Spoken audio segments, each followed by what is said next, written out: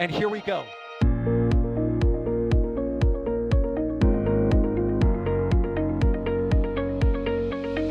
have liftoff. Propulsion continues to be nominal. RCPA chamber pressure looks good. Traveling up. Roger, planet. Water towers fly! Yes! Tango down to nominal. Fighting downside SPE off. Bring in SPE off. Off. It's orange! Orange 45! Oh my god! Oh my god! Decollage. What is it? Put that in the big bag. 343 unfolds to go. Indeed. We rise together, back to the moon and beyond.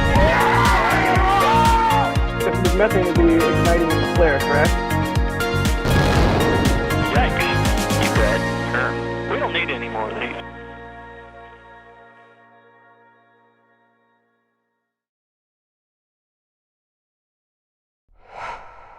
Well, hello everybody, it's New Glenn time. It's big rockets galore. We've had Starship, we're going to have SLS early next year, all being well. And we've got New Glenn now. This is a static fire attempt test for the second flight of New Glenn, which is looking to launch the Escapade mission. And all being well, this test will be the validation of the vehicle to allow it to prepare for a launch in about a week's time. We don't really know the launch date just yet. This needs to go well first. But anyway, we're going to watch it. We've got a load of cameras for this one. We've got Dee, we've got Max, we've got Jerry out there with cameras. We've got our Space Coast Live cameras as well. So we're going to have many options for you coming up during this stream. But we are looking at a vehicle that has been prop loading, so we're getting closer and closer, hopefully for a T0 within the hour. So that's hopefully been the case coming. But to talk about this, luckily I'm joined by Julia. Hello, Julia. Why, hello there, Chris. I am watching a beautiful sunset on one side of me and watching a flare stack and a New Glenn rocket on the other side of me. So kind of a fun little evening. The fun thing is I never thank the producer. I always forget to thank the producer. So I'm making sure I thank the producer this time. It's Mr. Ryan Caton is in the background, making sure this all works for you coming through on this dedicated live stream, because we thought it'd be important. We've been covering it in Space Coast Live and people have been interested in it, which as you'd expect. But we thought, well, the least we can do is do a dedicated stream and cover this properly. We are a little bit in the blind as far as countdowns go, but just like Starship, they don't put out a T0 for static fire as a Starship either. We always manage to work out what we're looking at and how close we are. And I think the fact that this vehicle is venting away now, it probably is fully prop loaded. We're just waiting to get down to the countdown where they fire the engines up. They have got 7 BE4s on this vehicle. We don't know what configuration they'll fire this vehicle in. We expect 7 engines to fire, but what they'll do during the test itself will be another question. So we're going to visually observe this and see how we get. Now, you can all join in because it's interactive. We like to be interactive on our live streams. If you do at NASASpaceflight or at NSF in chat, the question will go into a panel. The panel will then collect those questions, and over the course of this live stream, we'll click on several of them and try and answer the best we can.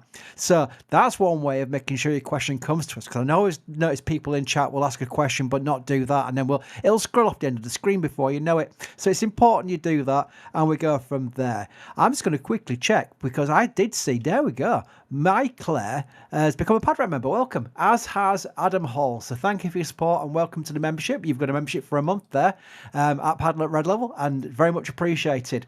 What I will say is, Julia, you are out there, literally out there. Can you see it with your Mark 1 eyeballs? Oh, Chris, I can totally see with my Mark 1 eyeballs the entire pad. The location I am at has a beautiful view.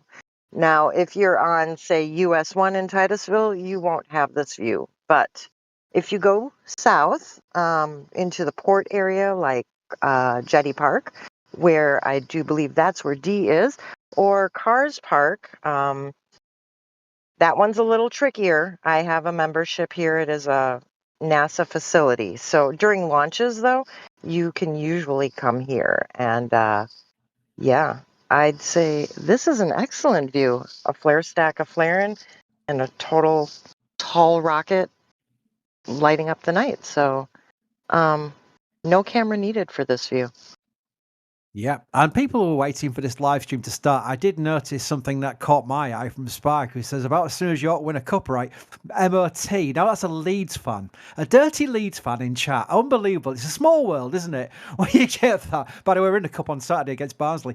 Moving quickly on, because Julie be like, what's Chris talking about right now?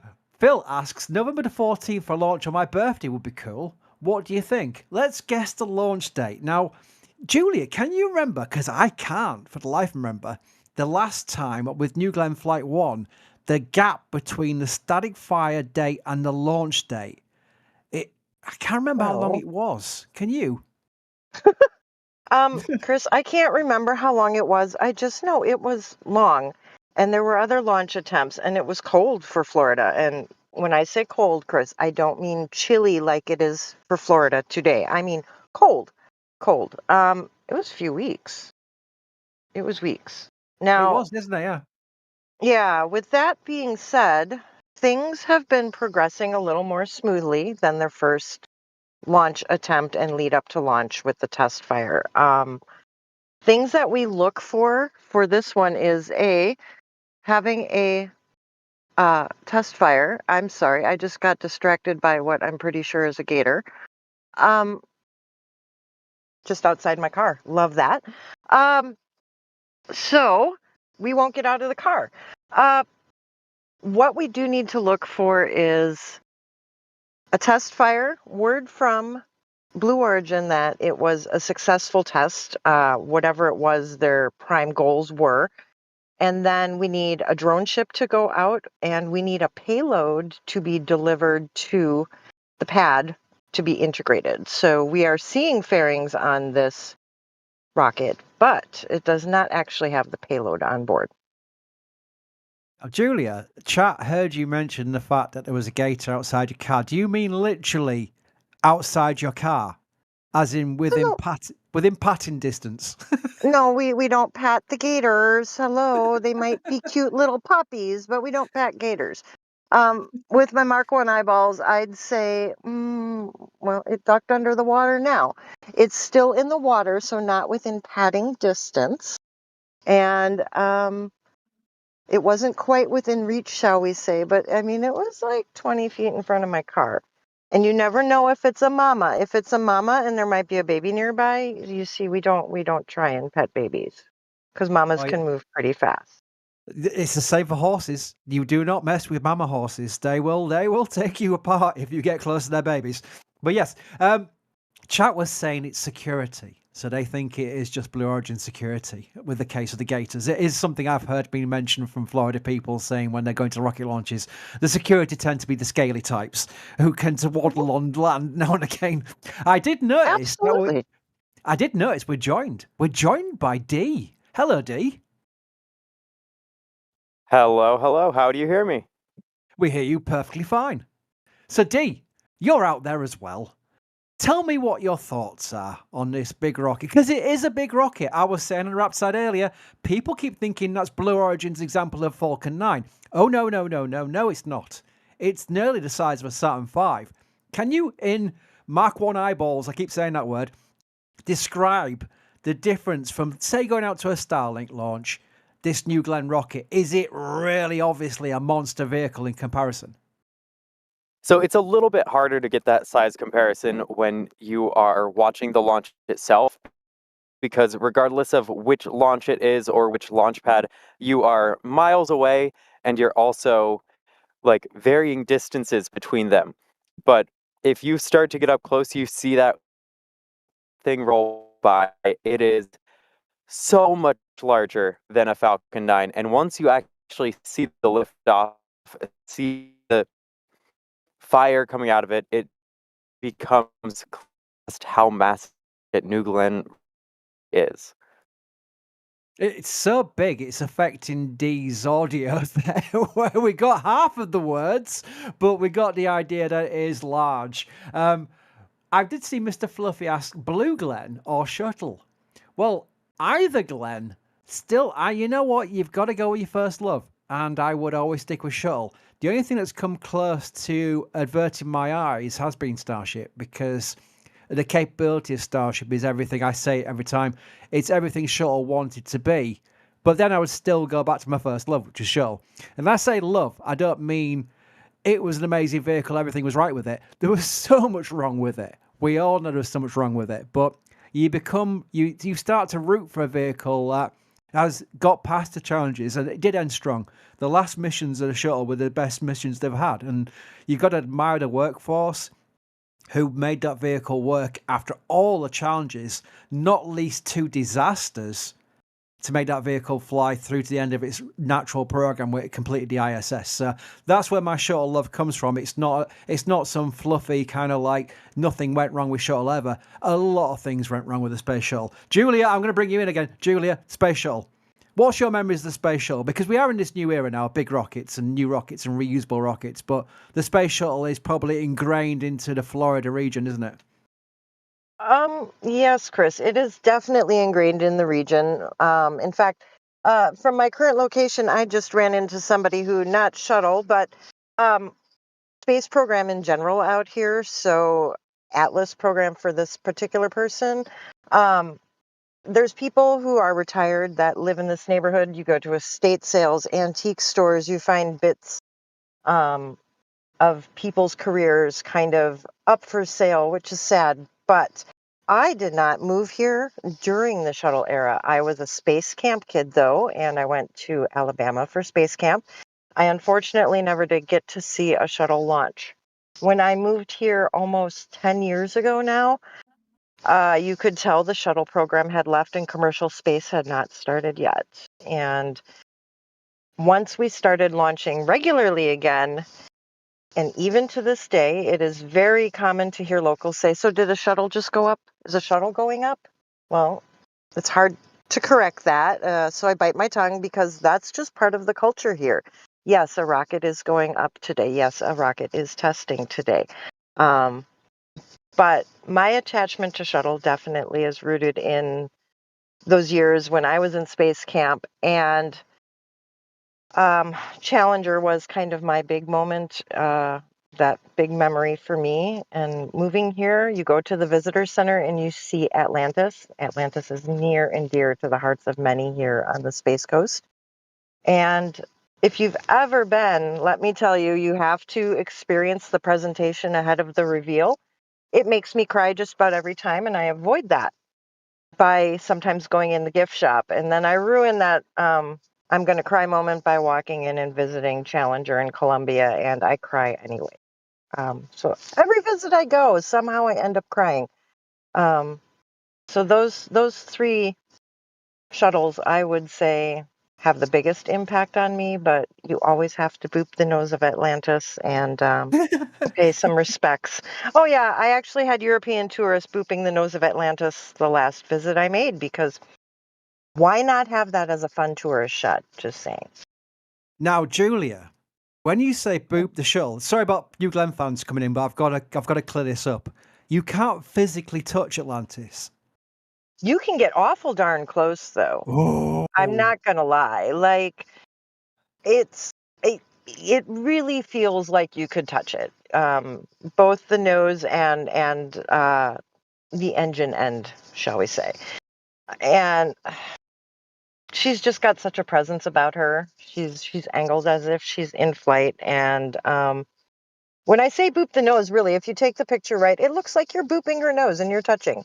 And you're really not that far away. And I cannot wait until you get to visit here. And I will stand in the room for the presentation. And I'm going to cry like a baby. Mark my words. Indeed. I did have some information to update the question I was asking earlier about the gap between the static fire test and the launch of New Glenn Flight 1. The static fire was actually December the 28th. And then the launch was January the 16th. So that was over 2 weeks between the static fire and the launch. I fully expect Blue Origin will want to get that down. So I would not be surprised if they providing this static fire goes well, they set a launch date for about a week's time. That's what I would think. There's no guarantee of that, but I would assume just for the way rocket companies work, they want to try and find little ways of shortening the processing flow, to call it, down to the point where we may get a launch within a week. I am watching that flare stack going big time. Julia, have you noticed that? Oh, sorry, D, in fact. Have you seen the flare stack from where you are? Because one of your cameras is picking up very well. It lights Yeah, up you the know, the night like flare a stack has campfire. been.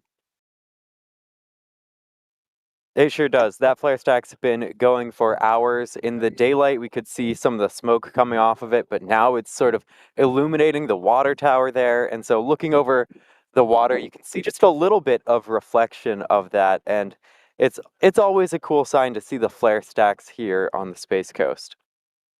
Yeah, that was my fault. I started by asking Julia, and I got fascinated by the fact it was D's camera view, and I went, D? And everyone started talking. That was my fault. It is something we are watching. People keep asking, has it started fired yet? No.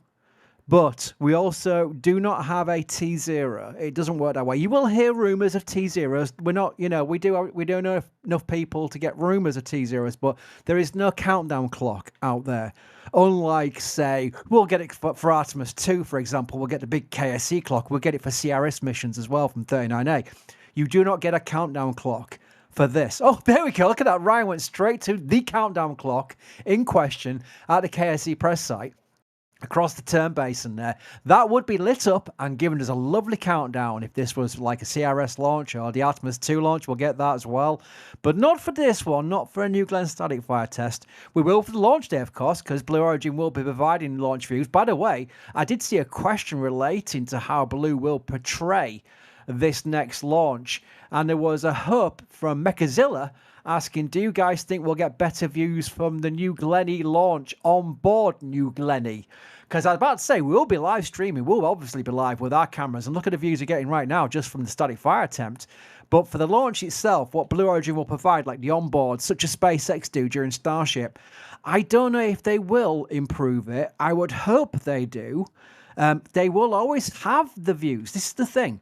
Even with SpaceX, they do not provide everything they've got cameras pointing at to the public streams, because a lot of them are for internal engineering reasons to show those cameras, but they'll keep them internal. So how much they give in public will be the question. Julia, I am going to you now, Julia. Julia, do you think Blue Origin feel any need to try and show this vehicle off to the public? Because they've been very quiet over the years until we got the new management in, and those suddenly became more public. But what's your general feeling in the area? Do you think that there's a hearts and minds to be won with New Glenn? Well, this is my opinion. Yes, I think some hearts and minds might need to be won, and we've gotten some great kind of tweets and feedback from David Limp. But with that being said, could there be more? Well, absolutely. And the thing is, Blue is very secretive. You don't see as much with Blue Origin. They have a large workforce, but they're a very quiet workforce. NDAs are a real thing. And I'd like to see a little bit more Go Team, a little bit more out there with the views. This is also a unique time in American politics right now with a government shutdown. And I do not know quite yet what that means for media viewing. I do not know what that means yet for access. We've been invited for remotes. Yay, I hope remotes do happen. Escorts need to be had out onto facilities for that. So right now, as far as views, well, we know we have some great views public side, shall we say, if it all comes down to that. Now, am I hoping all is being done to help make sure that the public can see the best views possible from the media? Absolutely. And we'll see as we get closer to the date what we'll get to do as media. But yeah, I think we could use a few more views while from on board the rocket while we're in the air. That would be lovely. I would like to see the booster coming back down, landing on Jacqueline, because for those who are not aware, Blue Origin were going for a landing on the very first flight onwards. The first flight, they didn't get the booster back down to Jacqueline. Luckily, it didn't cause any damage on Jacqueline or anything like that. It was literally just didn't get back at all. But this second launch will be involving the booster coming back down for a return to the drone ship, which is called Jacqueline, named after Jeff Bezos' mum. And that is the hub to get it back. They want to have reusability of the booster very early into the program. And we know anybody here who's been following the rockets for several past years will know it took SpaceX many attempts to the point they put out a fun video about how not to land an orbital rocket. And that was literally just the attempts to try and bring Falcon 9 back to the drone ships. So it is a tough ask. It is a big, tough ask, but they are going for it. Now, talking about onboard views, that's the one I really want to see. That is the one where I want to see the booster come back down. That's going to be amazing, isn't it, Julia? I'm 100% with you. It's become so routine that I don't really go down to port so much anymore as boosters come back unless it's a special view. But to be able to chase another booster back to port, that's going to be fun. And I would love to see that landing view. The POV of New Glenn centering itself on that deck, that would be gold for me. I see we're looking at a view right now of Jacqueline, and it appears that crews are getting ready to, deploy and go out. It looked like the last time I drove past, they were doing their resupply for the tug. Those tugs and that drone ship can be out there for quite a while ahead of a launch. So I'm just waiting for them to depart, and that's going to be one more piece of the puzzle as for launch day. And that's going to be some cool views. If they let us see them, please, if y'all are listening out there, let us see those views. Yep, and we're all keeping a very close eye on this vehicle here because we do believe it is likely fully prop-loaded now. We are keeping an eye out for indications that we're getting closer and closer to T0 for the static fire attempt. It will be something we won't get much notice of. So if anything interesting happens and you suddenly hear us go quiet, it is because we want to basically just concentrate on the static fire test rather than rambling over it, which is something I would absolutely do 10 times out of 11. I want to thank some people, by the way, though. I want to make sure that people who are very supportive of what we do and allow us to do what we do, because we're not owned by some big company. We are all independent. We own ourselves, and we try and provide everything that we get via support and via commerce, such as the store and things like that, back into what we provide you. It's all about building, and that's why we've got this multitude of great views, some very nice camera views. This view is particularly beautiful, by the way, of what is the big milestone for a new rocket. So I want to thank Solid Rocket Candy. What a username! Became a Red Team member. Turtle Santry, Blue Origin trying to steal the lamplight before the spectacular Flame Trench Halloween episode. Oh, is that coming up tomorrow? Yes, I think it is. Brody Schultzman's become a Padrat member. Welcome. Captain Death 58, that's a username. In South Louisiana, we call gators porch puppies. My word.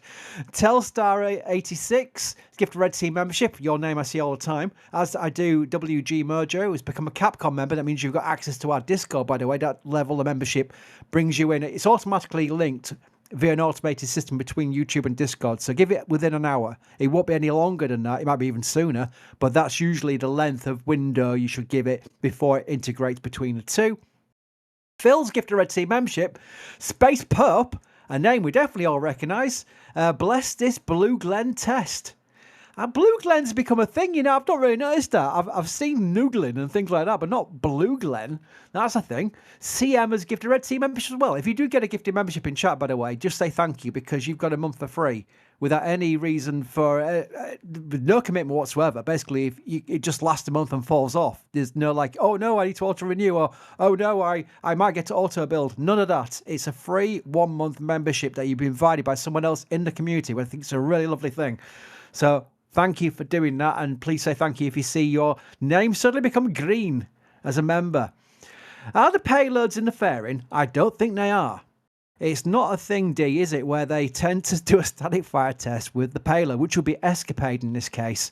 While it's on the pad, they'll do the static fire test, roll it back, integrate the payload, and then take it back out for launch, right? Yeah, it generally makes sense. SpaceX sort of learned that lesson at one point. Like, you don't really want to have the payload on there during a static fire test just in case, and especially when they have time ahead of time, it's not really worth risking the payload for a test like this. Indeed, and Alex in the back room has just told me, is Alex in the background? Has just told me that the payload is at Astratech right now. Astratech is actually really famous. It's a place that we've all known for years and years and years. Very much a hub for payloads that are launching out the East Coast. Really kind of cool place. I'd love to visit it one day. Anyone from Astratech listening? I'd be very interested indeed. Mr. Banana wants to know, given that the booster is called Never Tell Me the Odds, what do you all think are the odds that this booster does successfully land on a drone ship? Right, so that was covering what we were talking earlier, but let's take that as a question for us all, including chat. So join in chat. You can join in with this one.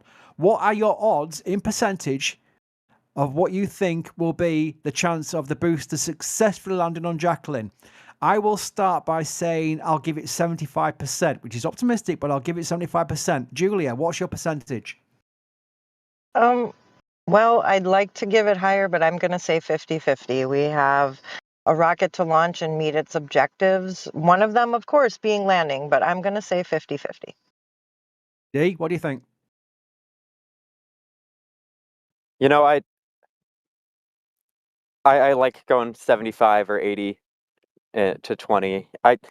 They have it's not anywhere near the same as a suborbital rocket, but Blue has a ton of experience to learn from that they can implement. They don't have to quite go from scratch in the same sort of way SpaceX did.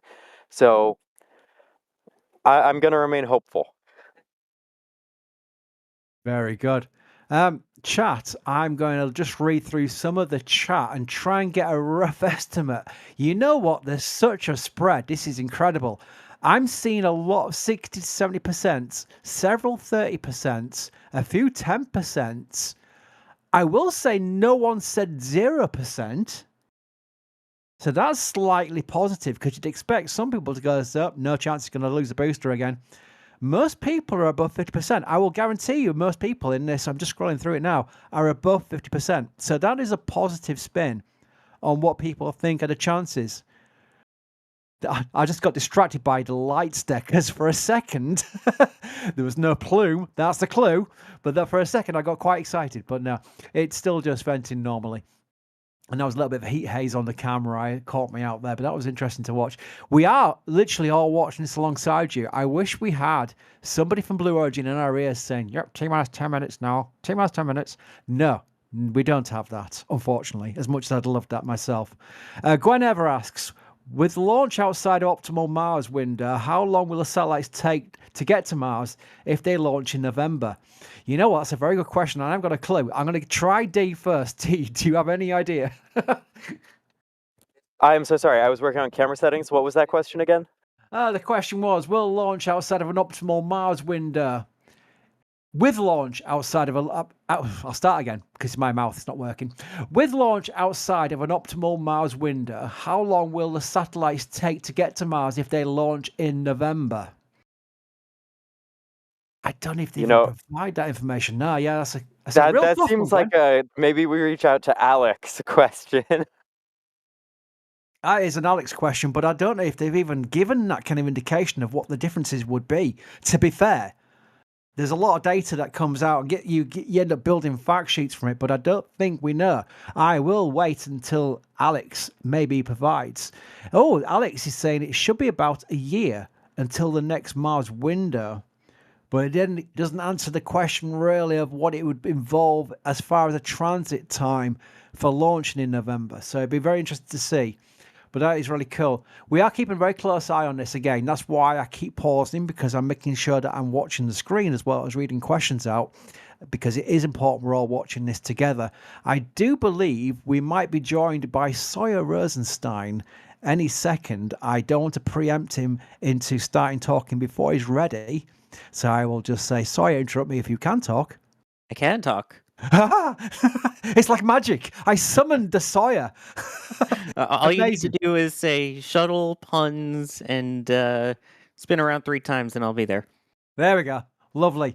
Thank you, Sawyer. Yes, Sawyer is going to take over hosting because I need to get my Bandicam warmed up to do a little a nice little video montage of what hopefully will be 7B4 engines firing up very shortly. That's exciting as it is. But yes, thank you, Sawyer, for taking over, and I will hand you over to his capable hands. Well, thank you. I mean, they're at least clean. I don't know if capable is the word for it, but appreciate it. Thank you, Chris. And folks, we have the entire KSC/Space Coast team currently on this stream right now. If I'm understanding correctly, with Max, D, Julia, Jerry, and myself, that is the 5 regulars here in Florida. And Ryan Caton's also here too, because hi, Ryan. But yeah, how's the Florida gang doing? I haven't seen you guys in a bit. How is everyone? We're fabulous. We're living the Cars Park life, looking at swamp puppies, beautiful sunsets, all that. Good to hear from you. Yeah, same. D, how's it going over by you? It's pretty good. We've got some people out here hoping to see this static fire, some people out fishing on the pier here at Jetty Park. So it is a wonderful evening, and I'm looking forward to seeing this thing fire up its engines. Oh, yes. I'm hoping we get to see that tonight as well.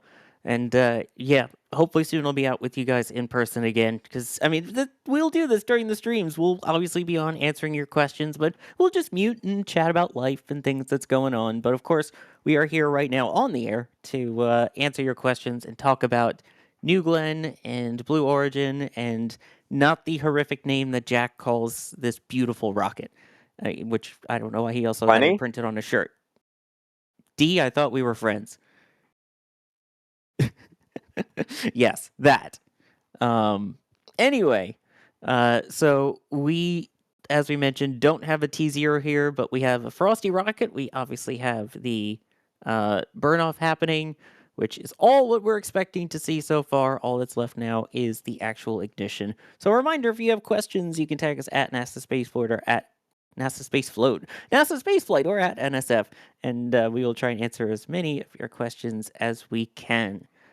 So as we take a look there at the vehicle, last time we said it was about 2 weeks, I believe, from when it launched, or when it static fired to when it actually launched. I mean, the pace is going to be picking up, because I was looking at the sheet that was provided by Harry Stranger for the first New Glenn launch, and I found it entertaining that for upcoming launches, future missions, they had mentioned Escapade no earlier than spring 2025, and Pathfinder Mission 1, the Lunar Lander, net mid to late 2025. What do we think is the timeline after this second flight, if all goes well, that we actually get a cadence going for Blue Origin? What do you think that cadence is going to end up being? Julie, I'll start with you. Oh, sorry there, sir. I was looking at something else and got lost in the thought. What does the cadence look like? What do you think? Because obviously the Harry's data that he had posted for the flight earlier this year was Escapade net spring, Lunar Lander mid to late this year. Yeah, so by necessity, the cadence is going to have to pick up after this one, I think. Whether that be launching their own Kuiper missions, sorry. So then maybe we have Kuiper going on 3 different launch vehicles. We have it going on New Glenn, we have it going on Falcon, we have it going on Atlas, so that their constellation can grow. But I would say 1 each year needs to turn into at least 4 a year next year, in my mind. Ideally, at least scale up each year. But I'm betting internally they're hoping for more. But I don't know how realistic that is and how much is sitting in manufacturing to get that going faster. But I don't know about you, Sawyer. I would like to see at least 4 in the next year. Yeah, I mean, the more the merrier. Obviously, we like big rockets, and we cannot lie. But you bring a good point there with Kuiper. In fact, Blue Origin and New Glenn is a big feature in regards to the number of launches to try and hit that goal. In case you forgot, they actually had a goal that they have to hit per FCC requirements of half of their constellation in orbit by July of next year. So, D, if things go successful with this flight, do you think that that is still doable with New Glenn in operation, or are they going to need an extension? What do you think? Even if So you said if this flight is successful, and I would question, are we including the landing? I think if they land, Blue will be able to ramp up a lot more than if they do not have a landing this flight. But I don't think that'll start to affect until flight 4 or 5. But even still, like, we're going to ramp up, certainly quite quickly here. It'll be a question if this flight goes as well as the first one did overall. I think it'll continue to speed up.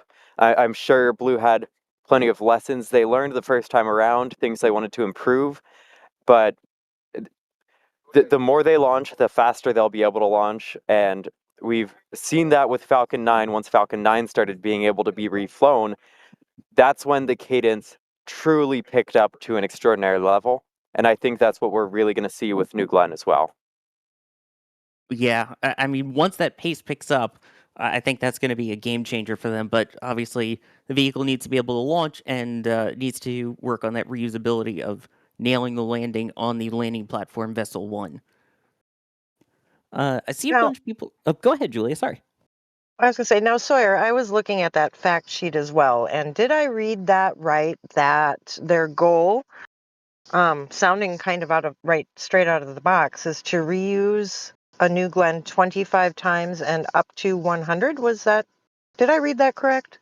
Yeah, yes, you did. That was their original plan, was rapid reusability. Obviously, SpaceX has now flown boosters over 30 times, but yeah, their initial goal was 25, and then obviously, kind of like SpaceX does, examine it, make sure that it's still safe to fly, and keep flying it as part of their attempt at rapid reusability.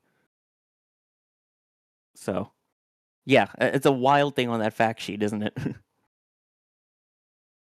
um, I see a bunch of people asking at this point, when static fire, ETA, anything like that. Of course, we don't have an ETA, but I do see questions for people like Noctralox saying, is there anything yet that gives a clue when the static fire could occur? Now, if I remember, because I was with you guys, I think, on the first static fire attempt stream in December of last year, and from what I recall, as they get ready to pressurize the tanks, we see a lot of that venting that's coming out there stop. The flare stack activity picked up a bit, and I might remember there being some lights out at the pad that were blinking a different color, if memory serves me right. But I know for sure there's a change in the vent and a change in the flare stack that you see burning there. So those are the signs that we are going to be looking for tonight, that it would be imminent. And based off of the actual timeline of their launch, that's usually occurring at about the 2.5 minute to launch mark. A reminder, of course, today is not a launch. This is just a hot fire / static fire where it will burn its engines, and then we will hopefully see everything normal. It will stay on the pad and shut down, because this isn't that one company in China. And you know what? Looking at that timeline, if all else fails and we somehow miss cues, right? Because it has been about a year since we've done this. But if all else fails, if you see water, then things are really imminent. Yes, the deluge system that they have under there, which, Julia, for those who might not know, why do they spray pretty much all rockets at the base with tons of water? Well, your first instinct might be fire, but it is to suppress acoustics. Acoustics and how those play and rebound in your flame trench can do a lot of damage to your engines and your rocket if left unchecked, shall we say. And we do not want that at all. Acoustics are a powerful thing. They're also the thing that we listen for as a rocket leaves the pad or fires long enough so that we can hear even something like a test fire in the distance. Yep, and that's the other thing that'll be interesting to see is, or I guess hear, if we get sound from this. D, about how far away are you from this? And is there a chance of actually hearing the static fire, depending on how long it is? I actually don't recall off the top of my head exactly how far away I am. I will check that right now. But I know Max has his mic over at Cars Park, and I wouldn't expect it to be anywhere near as loud as a launch, but I would expect that we'll still be able to hear something from this static fire. He was the one who was here last time around for the first New Glenn static fire when I was away. So I don't know, Max, if you're listening, let us know how did it sound last time around. Yeah, kind of forgot that last time was also the exact same time as Starship. They happened almost simultaneously, so we had teams going nonstop, both at Starbase and at the Cape for New Glenn and Starship, the battle of the super heavies. And you know what, Sawyer, with that being said, the atmospherics of where we are, we could have two very different experiences between Cars Park and Jetty. I was at the very first Falcon Heavy static fire, fairly close. I was at Playa Linda, and it was something extra special, not at all expected to hear as much as we did of that static fire. And then the very next static fire of that rocket, very same location, we heard absolutely nothing. So, although it may be possible to hear it, it just may not be possible where you are to hear it due to wind direction. Lots of different things. It is a relatively clear night. Oh, it is a clear night. I see stars. So, the wind, it's gusty. I can't quite tell which direction. Hopefully the mic that Max deployed nearby hears it. I really do hope it's long enough to hear it, because we'd like for you all to hear that as well. So my perspective, I am about 5.3 miles away from the launch pad, and here we have a pretty heavy and steady wind going out towards the ocean. So that is away from our mics. So I would expect extra delay on the audio, as well as a large reduction in volume if we can hear that. But we'll just have to wait and see for this static fire. Yeah, that is, of course, the big thing is literally just the waiting game. But hey, we've had Texas tank watchers. Right now, we're all Florida actual rocket surrounding tank watchers, I guess. We put it that way. And of course, the only reason we could do this is because of support that we get from viewers like you. Mechazilla Tower, Katie Street, thank you for the €6 there. Turtle Sanctuary with the $10 super saying as many puns as this buys for Sawyer. Oh, I am saving them for the Halloween stream. Thank you. And then, of course, they are continuing to add to the goal, which there is a goal in chat right now, which if we hit 10, New Glenn might or might not do something interesting, maybe. So we will see if it does something interesting, maybe, but we're getting close. Space Pope even saying, what a silly goal.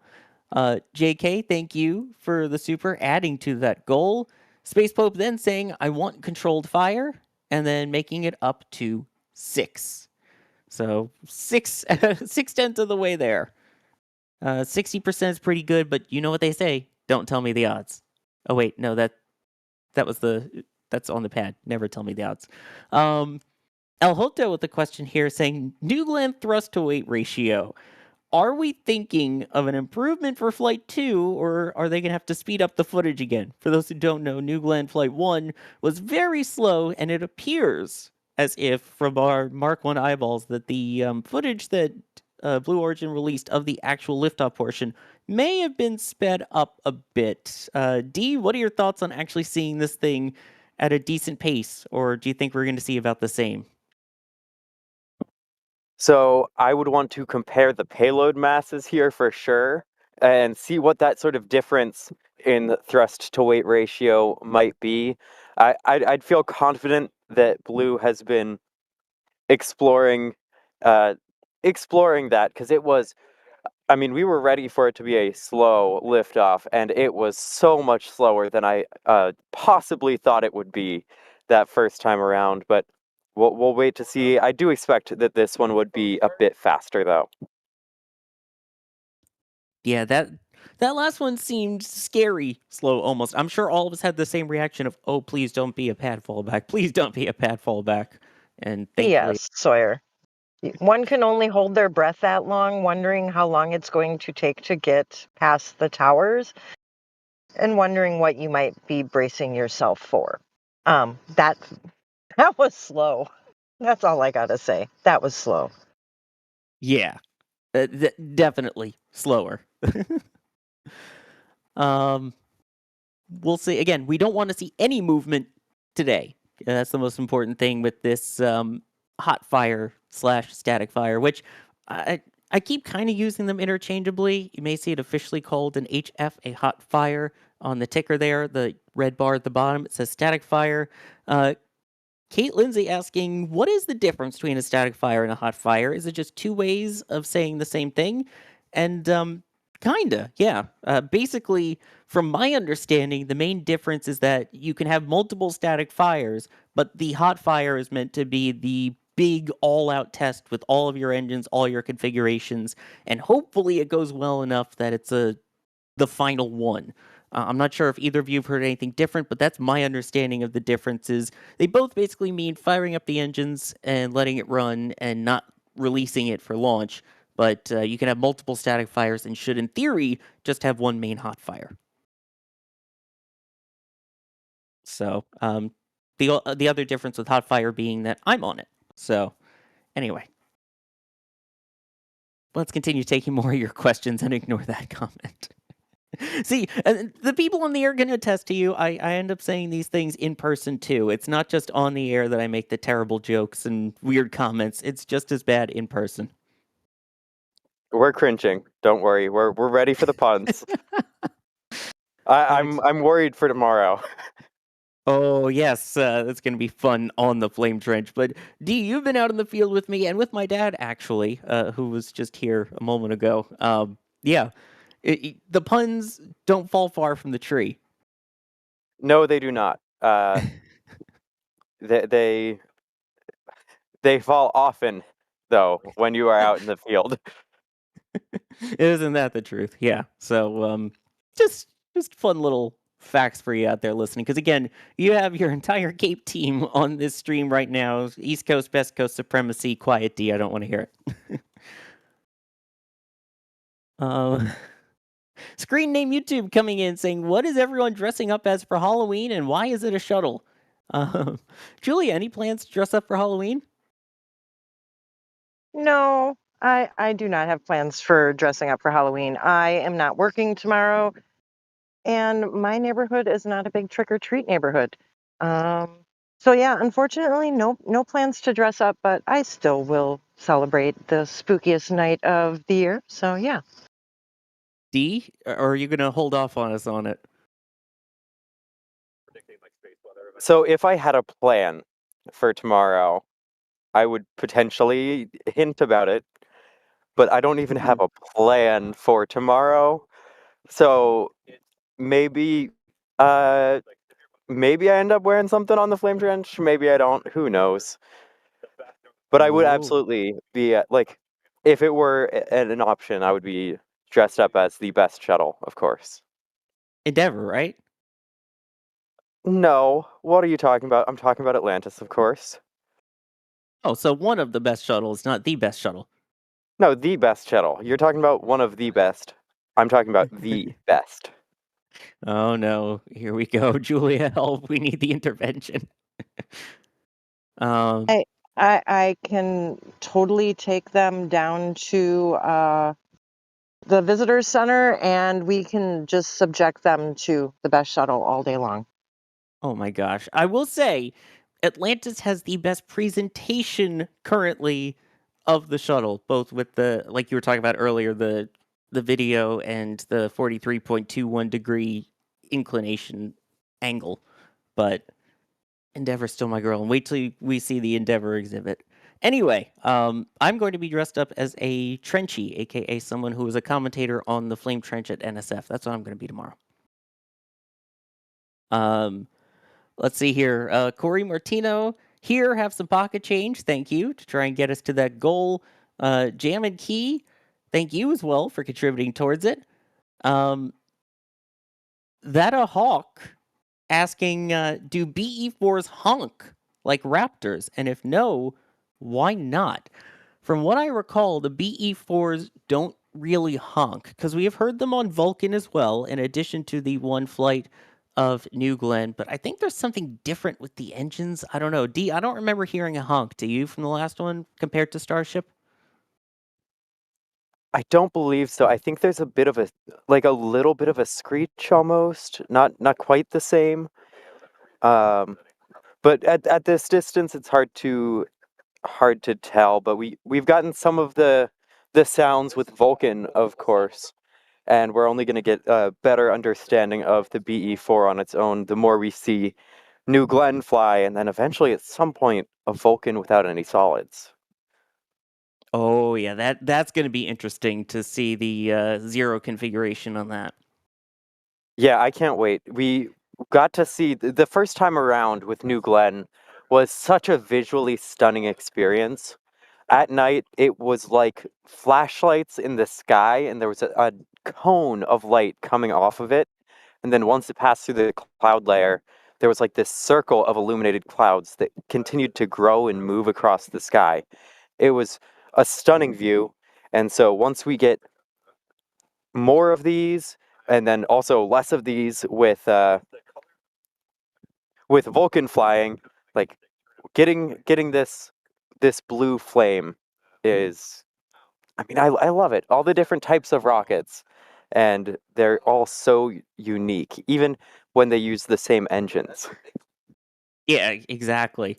The flight dynamics, the difference, and I will say I am very excited for the 6 solid rocket booster version as well for Vulcan. Just saying.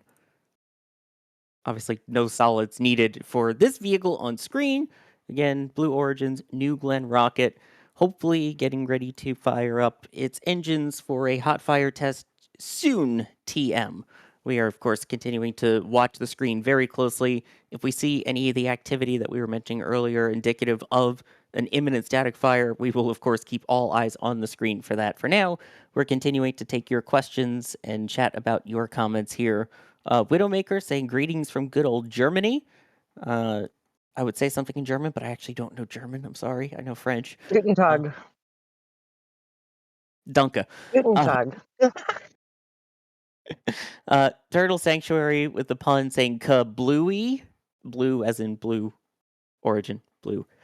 And Pietri gifting 5 red team memberships. Thank you very much for that. And of course, we have reached the goal. So now that we've reached the goal with the super chats, New Glenn might or might not do something interesting, maybe.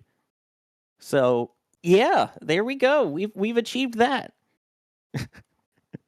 That is probably one of the most ridiculous goals I've ever seen us set here at NSF, and yet you guys are amazing enough that we hit it. So, New Glenn, do the thing. Thanks. Here's a question from the random bee person saying, what are the 2 towers? Now, this is the interesting part, is that, yes, there are the 2 towers there. Of course, the towers, as we've talked about before, having to do with the lightning protection system, in that there are the catenary wires normally that come down from those big white rods at the top, that if lightning strikes it, will hit those wires and move it down away from the launch vehicle. Now, as you kind of see there, the towers look slightly different. The one on the right kind of has just normal struts, and the left one looks kind of like it's bulked up. That is actually because the one on the left is called a vehicle access tower. So that is they're about 575 feet tall, 175 meters, those things in comparison. And yeah, that one on the left is eventually designed so that it could, in theory, support crew access in the future. Are there active plans for it at the moment? Not that we're aware of, but it could. It's designed so that the pad actually could support people at some point. So yeah, that's actually a good question to ask, because it's finally something different. And to go with that, Zynox is asking, Julia, why does LC-39 have no tower? Does Falcon 9 not need them? As in, I'm guessing multiple towers, because they just have the fixed service structure there. Right. well, that fixed service structure does serve that purpose, as far as I know.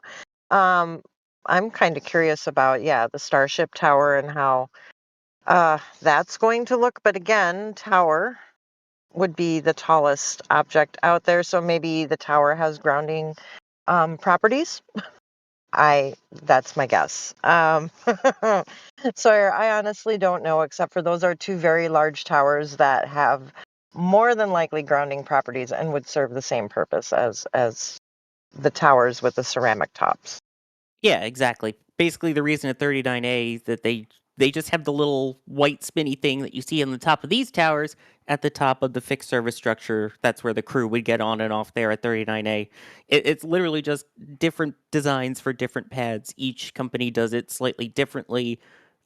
This one has the two towers, which again, the one on the right is primarily the Lightning Tower. You could eliminate the one on the left if you really wanted to. The one on the right could do the job, but as mentioned just a moment ago, they built the left one up to be able to eventually support crew. So kind of different designs. And in fact, there's a bunch of companies that are actually actively designing their lightning protection system.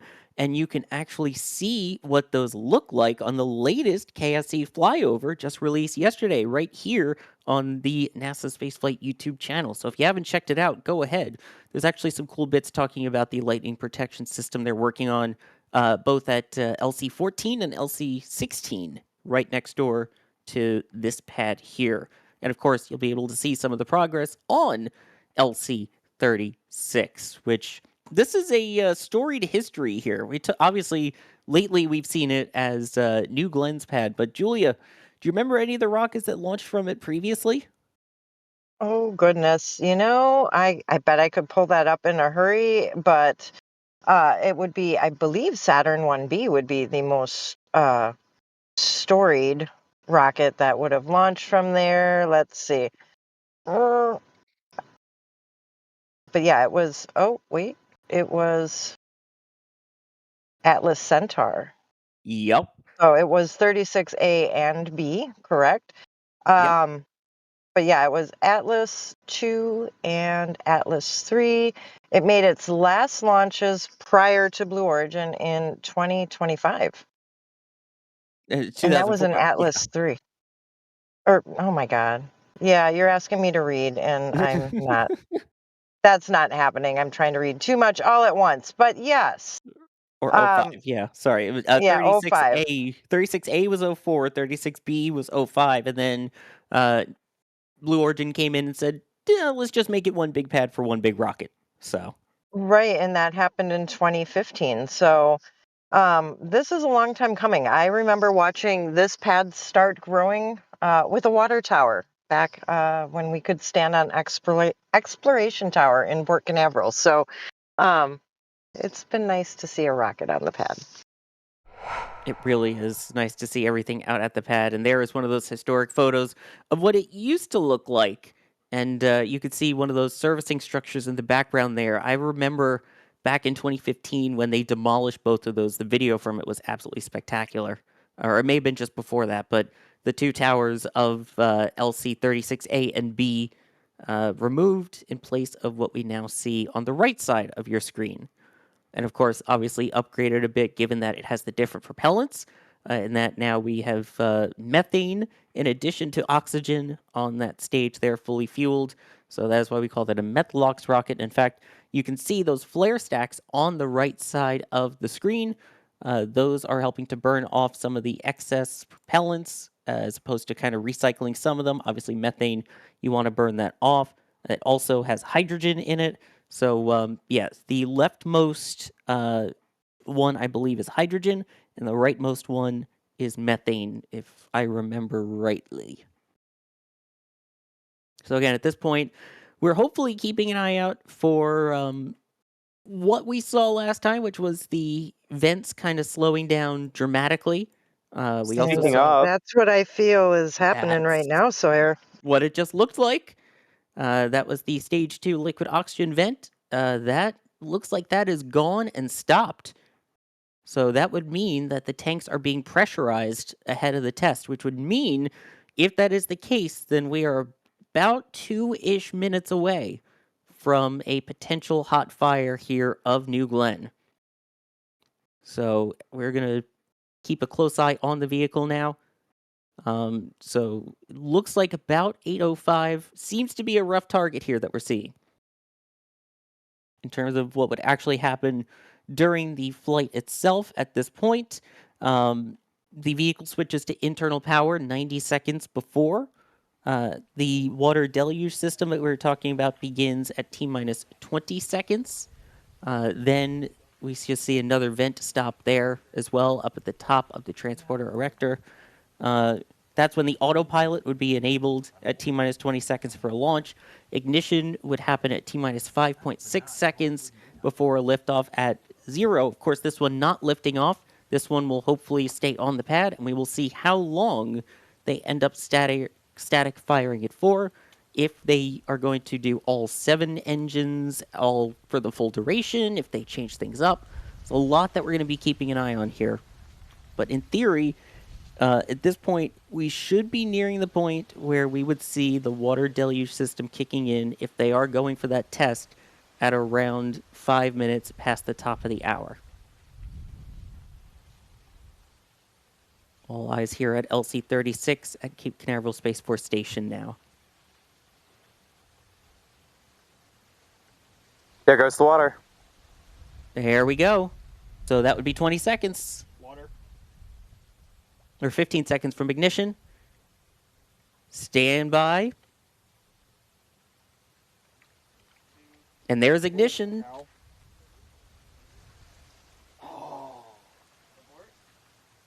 Looks like an abort.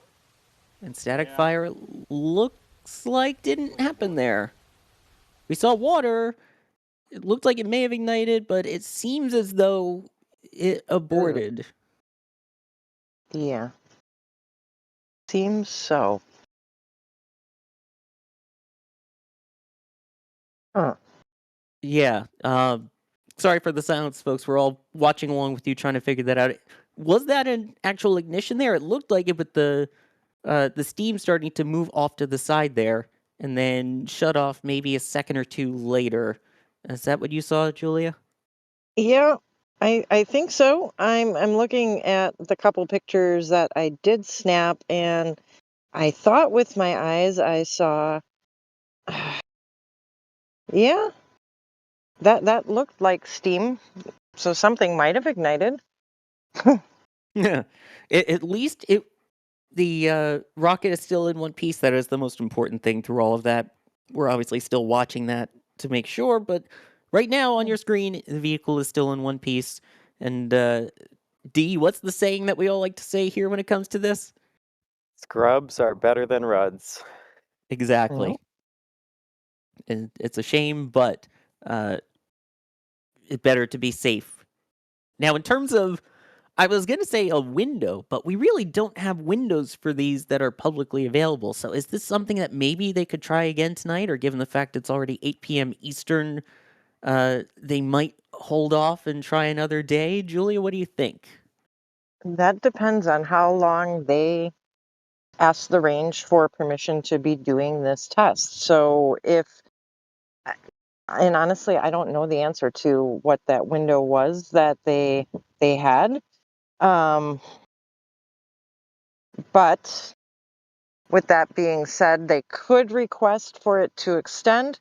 Then again, I don't know what the capabilities are at the pad of kind of resetting and going for it again either, because it, in my eyes, appeared they ignited.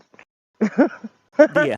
But I don't know what New Glenn says as far as kind of retanking. Do they need to detank and then retank? I don't know those answers, and whether or not that can be within the window that they requested test time out on Cape. So y'all in chat, your guess is as good as mine.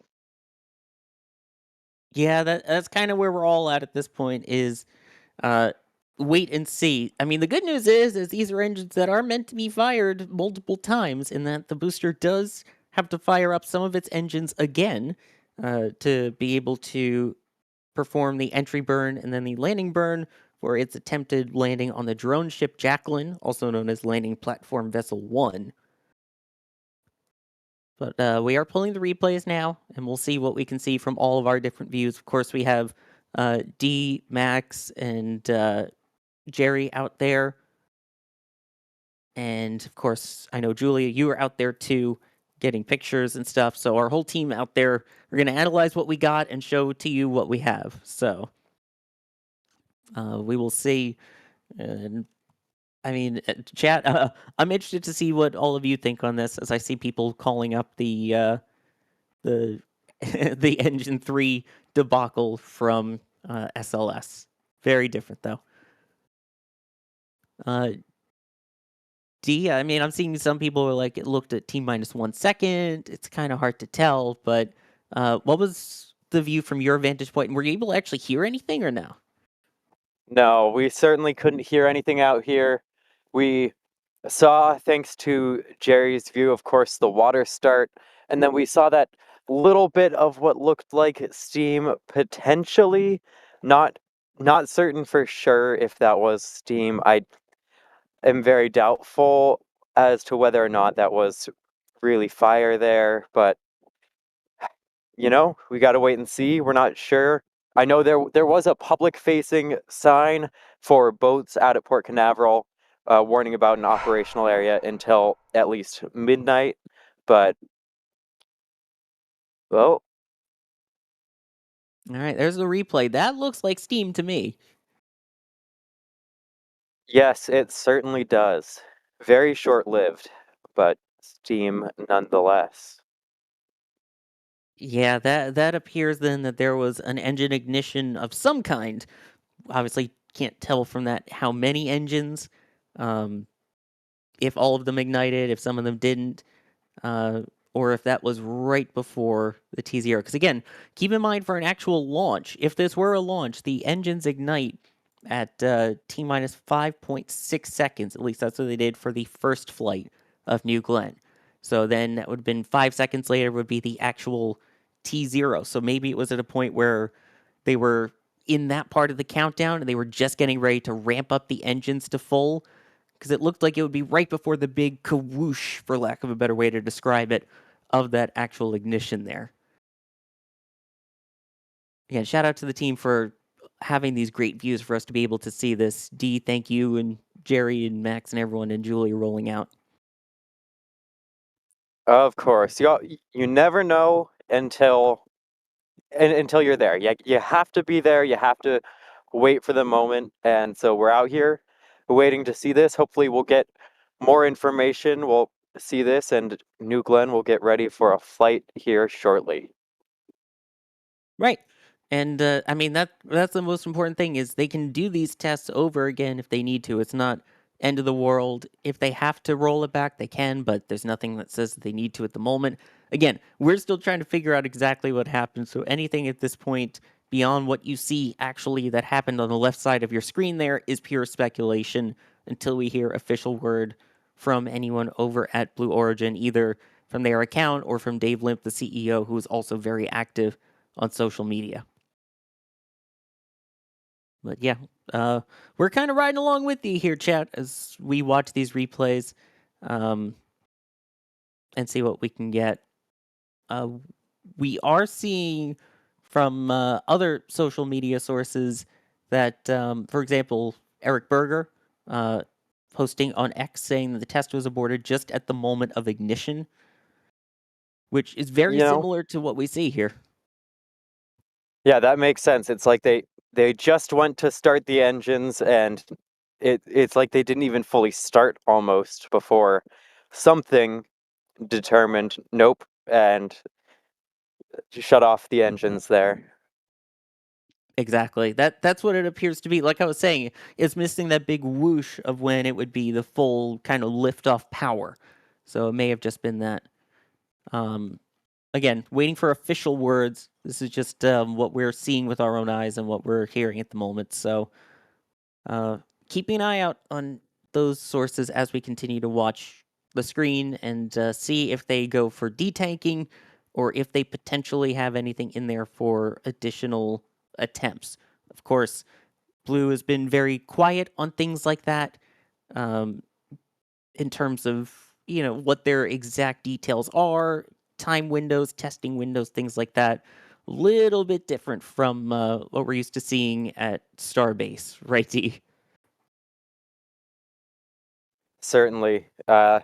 When you're operating within a Space Force station or stuff like that, it's not like you have to have residents getting out of the way. You have to have those sorts of warnings. You just sort of see what's happening, and unless something is announced or you get hazard warnings, you just have to play everything by ear.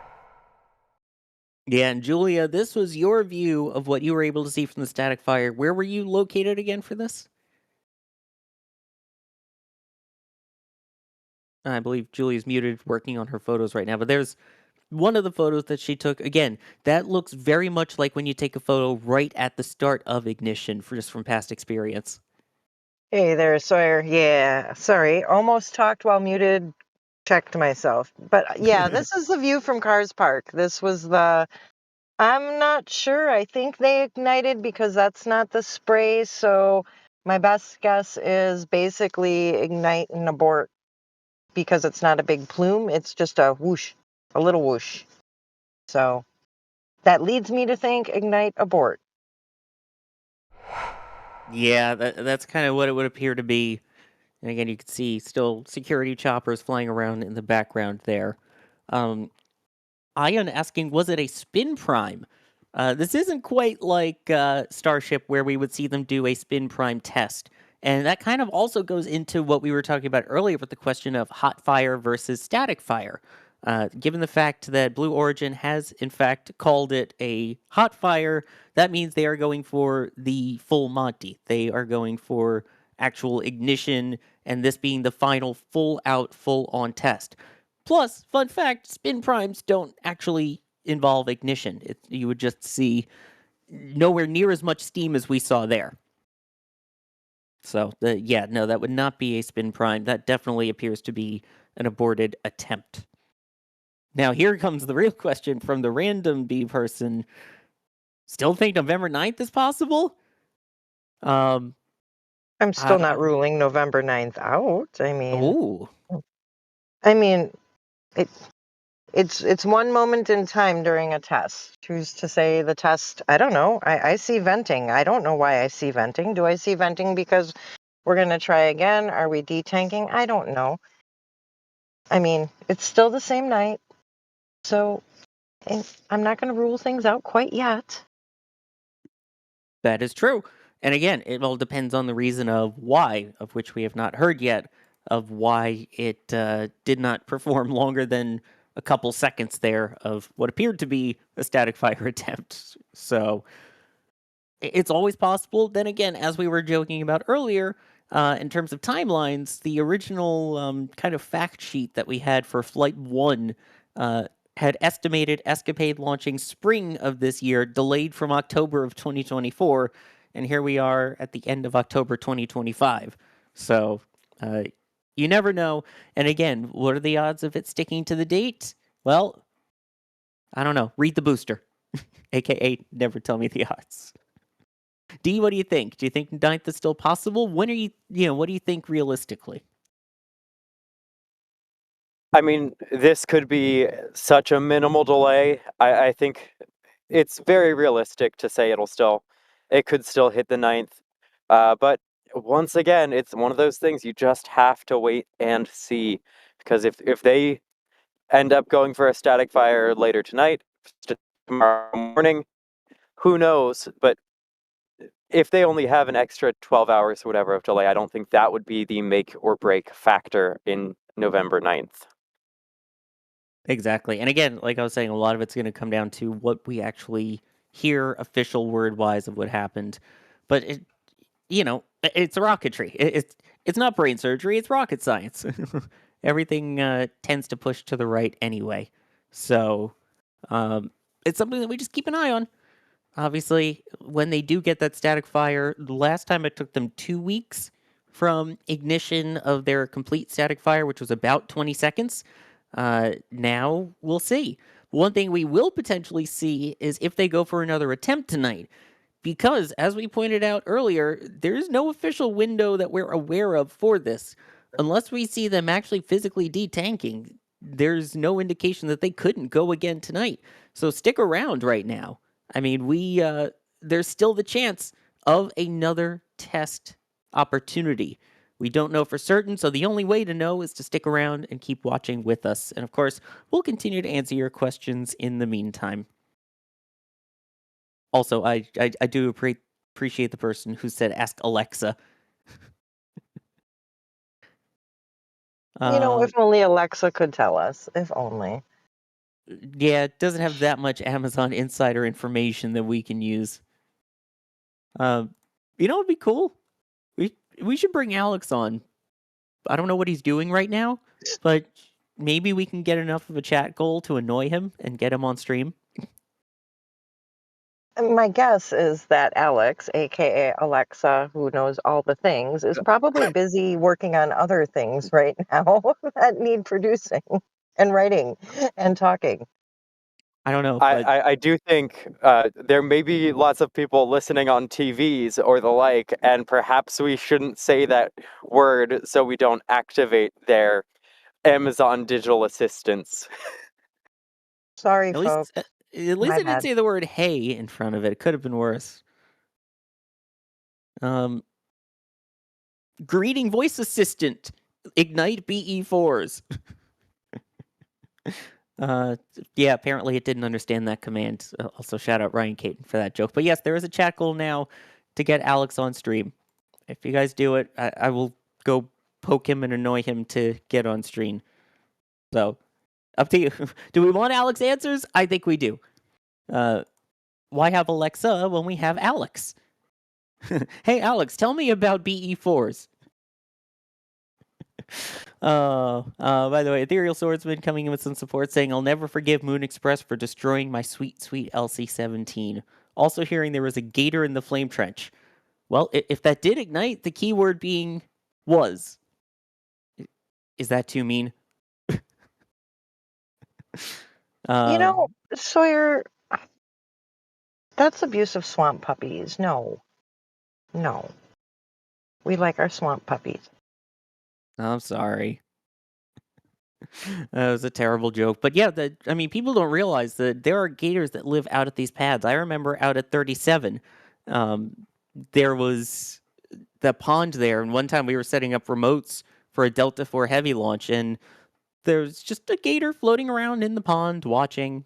So yeah, it's pretty normal to have gators out at the pads. And in fact, LC-39A, if you ever take the bus tour that goes out there, you'll notice that the fence goes straight up and then it goes upside down almost. It curves and has the barbed wire on it, which is to try and prevent the gators from actually crawling up of that. So yeah. Space Pope coming in saying no Bort. Well, yes, Bort, it seems like, but we'll see if they try again. And then Shazbert saying, let's go, Alejandro. Let's see. Yeah, I don't think the voice assistance responds to Alejandro. Let's see if I can try with my voice assistant.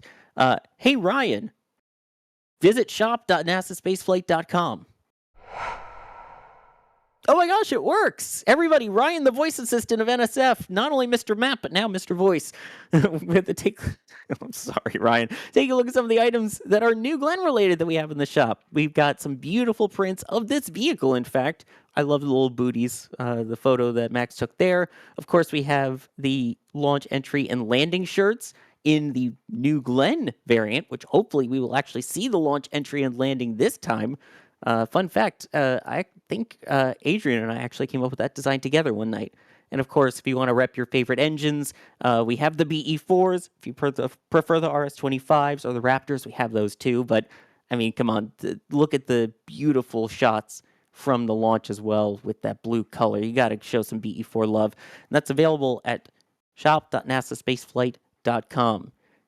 Hey, Ryan, highlight things. There we go. See, it works. Woo! Let's see. What else can we get Ryan Voice Assistant to do? No, I won't push my luck too much. But, yeah. Awesome stuff in the shop. Definitely go check it out. let's see here. Continuing to take any of your questions that you have at shop.nasaspaceflight.com. Sorry, at NASA Spaceflight or at NSF in chat. My goodness gracious. My brain's totally normally functioning right now. I'm fine. Yeah. I saw one from at NASA Spaceflight official who said about those launch dates, quoting a certain someone here. I try to remain optimistic, okay? Optimistic. Yeah, because all the people, can they, can New Glenn static fire in the rain? Yes. Yeah, probably. Yeah, we know that. Yeah, but again, beautiful night in Florida. Just no actual, no full duration test from the looks of it. But yeah, you can see there on the left for those just joining. At about 5 minutes past 8 here, so that was about 20 minutes ago.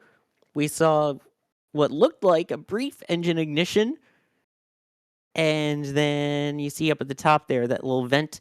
That's kind of a depress vent up there in terms of the attempt. Not total depress of the vehicle, but just equalizing the pressures there.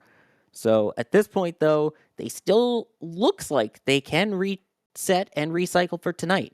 So stick around as we continue to wait for official word on if they're going to go tonight or if we start seeing detanking or whatever the case is. But on the left side of your screen there, you can see that was what they tried for tonight. So we'll see if we get official word also of what may or may not have happened. Let's see here. Hopefully I can continue to speak English. Resistojet.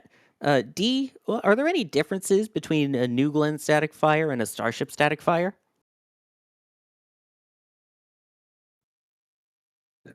Okay, that's a really broad question, I feel like. Most certainly, there are differences, whether you're talking about tanking procedures, a ship static fire, booster static fire. Like, there are certainly a ton of differences. I'd say if we narrow down that question a bit more, potentially. I mean, from you having seen the static fires over in Starbase versus what we would have hopefully seen tonight. How about that? Just visually, things like that. Is there much of a difference? Yeah, so I have not seen a New Glenn static fire in person. However, one of the biggest visual differences for a static fire will be that New Glenn here has a full flame trench, whereas Starship with the booster doing the static fire on pad 1, it didn't. And so that plume went out in every direction and then would obscure the vehicle, whereas we don't really get a fully obscured vehicle with New Glenn. Yeah, we'll see with pad 2 if that ends up changing as well once we see booster static fires there in Starbase.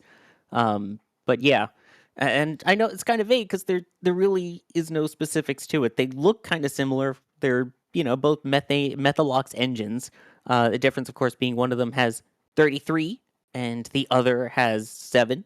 So a little bit of difference in the engine number. And again, in terms of duration, we don't know. All we know is tonight it was maybe a second-ish, potentially, kind of, but definitely an abort there versus SpaceX, where for the boosters, we've seen them go like 12, 15 seconds-ish. And then for the ships, we've seen about a minute long. So hard to tell. But good question otherwise. It's interesting how similar these vehicles are when you think of it. To Starship and New Glenn. They are indeed both Methalox vehicles, so methane and liquid oxygen. They're both pretty big, although you've got the 7-meter fairing here. The base diameter is somewhat similar. I mean, it's a 7-meter wide vehicle that tapers down to 9 towards the bottom, which at that point we're talking SLS-sized vehicle. No solids. For stages that return. So obviously there's a bunch of differences, but there's a lot more similarities than you would think between these vehicles.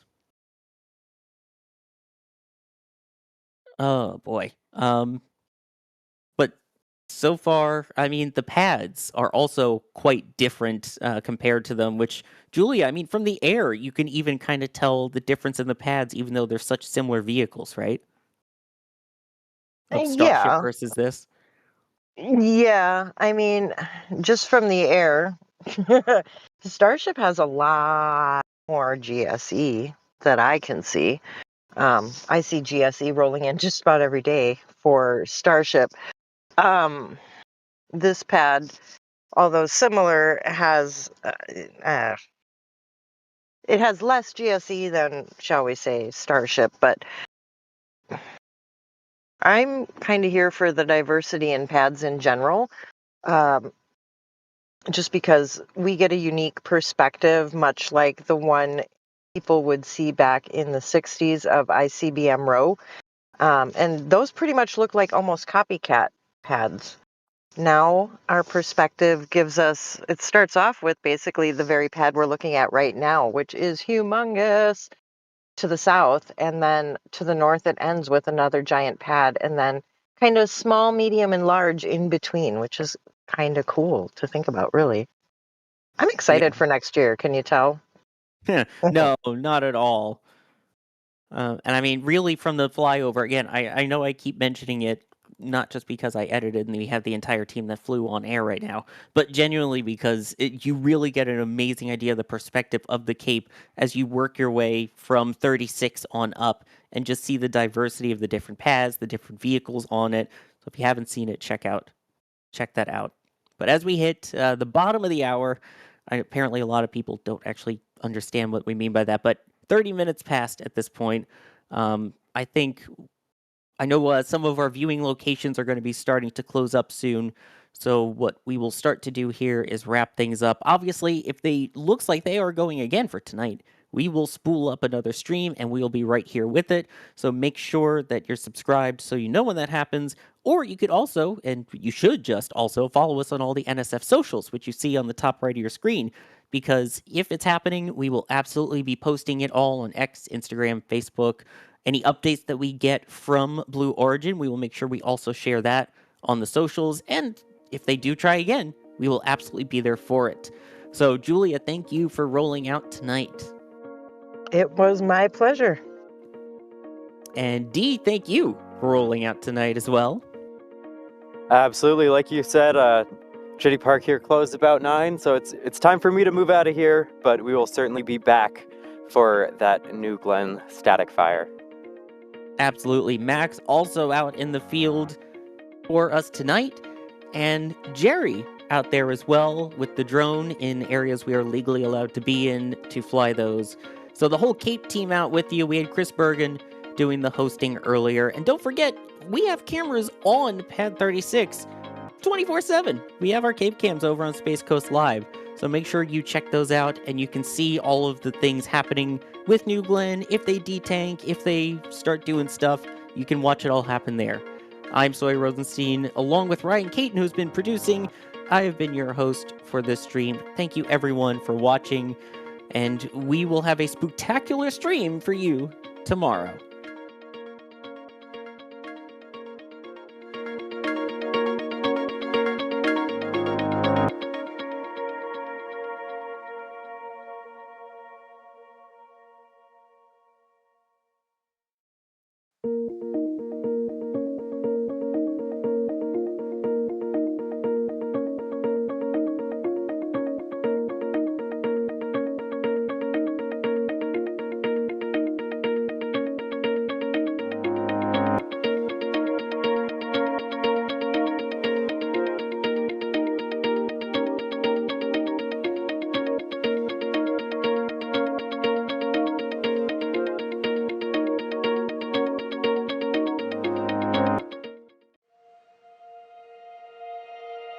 And here we go.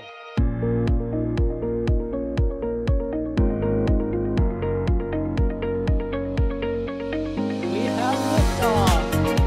Propulsion continues to be nominal. R68 chamber pressure looks good. Following up. Roger, planet. Water powered fly! Yes! Tango Delta